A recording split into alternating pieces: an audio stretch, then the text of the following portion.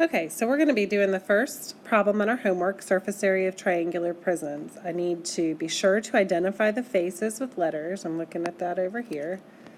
It says be sure to identify the faces with letters, write all formulas, substitute the dimensions, and show all work.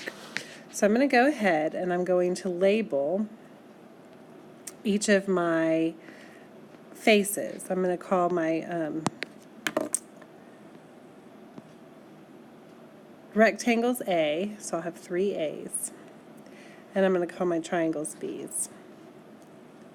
So I'm going to go over here and do my A's. My area is equal to length times width. And my length is 9. I can look here and see that my length is 9. And my width is 12, or you could do it the other way around. It doesn't really matter.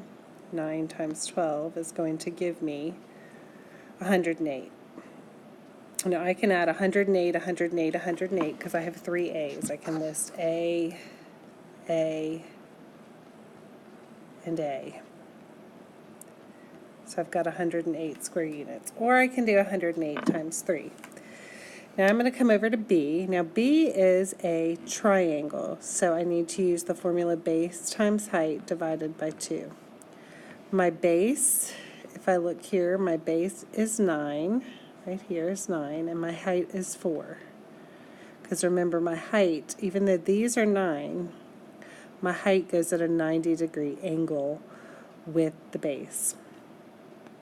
So I plug in 9 times 4 divided by 2, which is 36, divided by 2, which is 18, and I have 2 of them. So I do 18 plus 18. So I put 108, 108, 108, 18, and 18 all on my calculator, and I get 360 feet squared. So that's my final answer right there. Good luck.